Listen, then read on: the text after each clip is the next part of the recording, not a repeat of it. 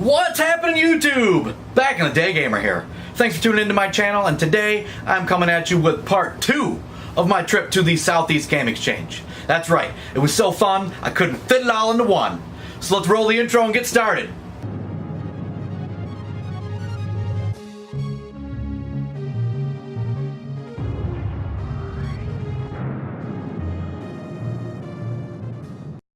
Now let me set the scene.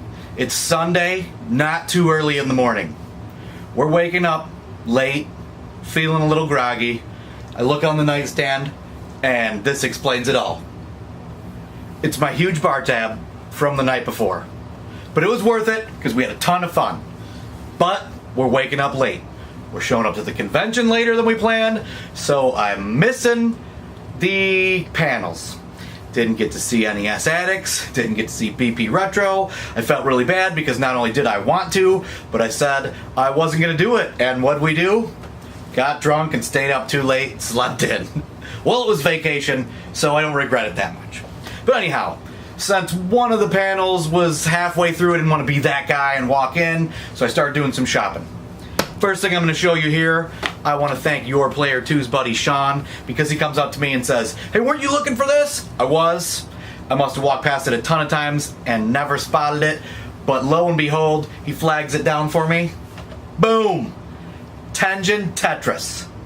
This black cart's a lot different. It's got 1-player, 2-player, co-op, versus computer, with computer, gives you handicaps, you get to choose your music. At first it's a bit tough because it's not the Tetris that you've stared at for hundreds of hours, but I really like this one for sure.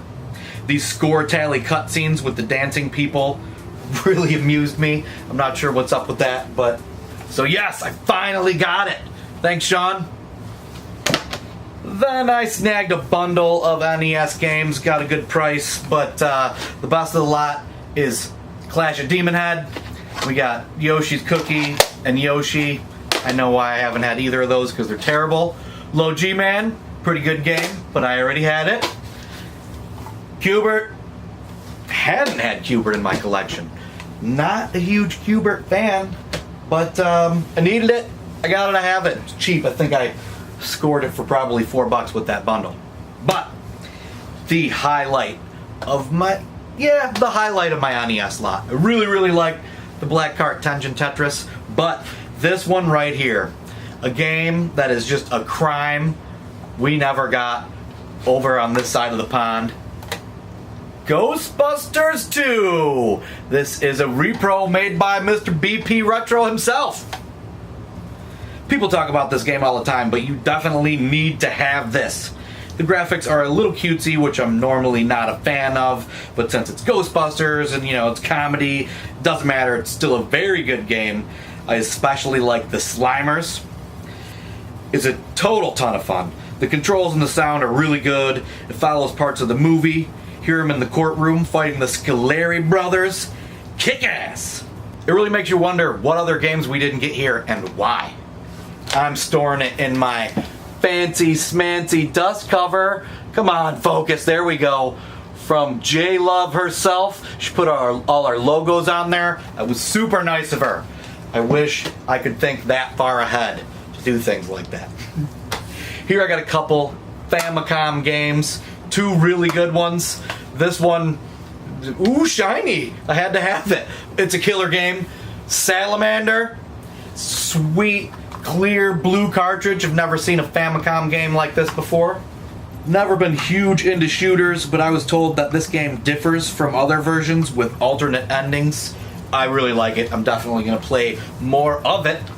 So here's another game we didn't get here, and I don't know why, because much like Ghostbusters 2, this is an American movie. This is America, but it only came out in Japan. Labyrinth on the Famicom. All I've ever really heard about this game were bad things, but it's much better than I expected so far. Without speaking Japanese or patching it, since I'm busy playing this mountain of games, so far it appears to follow the movie. The soundtrack's decent, controls are good, but it's the piling up of enemies when you stop moving that I am not in love with. Got a good deal on a couple CIB Master System games. I'm really loving the Master System lately.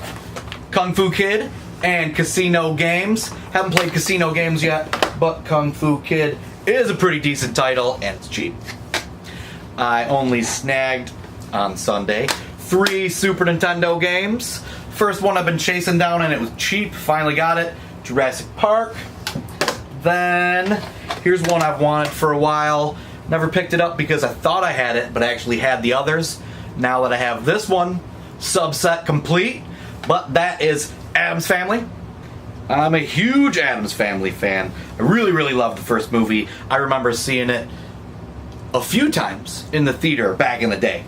When I still took piano lessons a couple years ago, I forced the instructor to teach me the theme song around Halloween. So this game's pretty good, except it's so damn hard. The graphics are fantastic, just like I would think an Addams Family Super Nintendo game would be. Like I said, I never picked this one up before because I always thought I had it, but it was the other ones, and this is definitely better than the other ones that I have. I for sure plan on streaming this one around Halloween along with Demon Crest. Then I've got Saturday Night Slam Masters right here. Now, I'm going to go ahead and just full disclosure, this is not going to win me any votes, but I do not like wrestling. This game's pretty good, though. Big Slamovich, the Rockin' Rooski. That's a hell of a way to start a game. Last 3 games I picked up at the convention are Sega Genesis titles, the first of which is not here anymore, but it's Predator 2.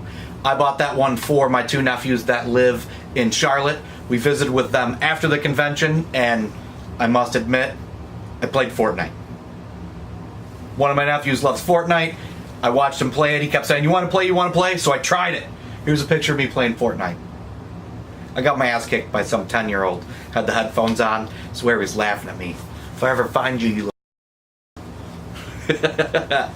But so I gave them Predator 2. I picked it up for them. They're big action movie Schwarzenegger fans. Predator 2 doesn't have Schwarzenegger in it, but it's still a Predator movie. I know they like it. I like it. I want that game too, but I gave it to them. So I hope they like it. I picked this one up for 2 of my other nephews who love Batman. I already have this. It's a killer game, but I picked it up for them, and I forgot to give it to them. That's why it's still here in this pile. Then the final game I picked up, got this one. Well, actually, I got all 3 of those from Captain Retro. Thanks, buddy. This one here is Uncharted Waters, New Horizons. I only like my Genesis games in the clamshell, but I never see that one anywhere, so I picked it up, and I'm actually disappointed by that game. So, here's a couple of pictures from in the convention while I was shopping around, since I missed the panels because we were stupid and drunk and late. Walking around shopping, ran into Shady J himself. Did catch his panel. It was funny. He's a cool guy. Sorry, I called you a dick. You're not a dick. If you were there, you know what I mean. But while I was out shopping, I got me this picture right here. Stadium events. That's right. I want it. I wasn't going to buy it. But yeah, I asked the guy if I could take a picture because I spent a bunch of money at his booth the day before. So he let me, and that's me with stadium events. I'm sure it's the closest I'm ever going to get to it. But it's a cool picture, right? So that wraps up my story for the Southeast Game Exchange in Greenville. If you're ever in the area, definitely hit up downtown. The area there is awesome. I can't talk about it enough. Big thanks to Austin for putting the convention on. Big thanks to everybody who I met and hung out with. It was awesome. Southeast Game Exchange, I will definitely see you next year.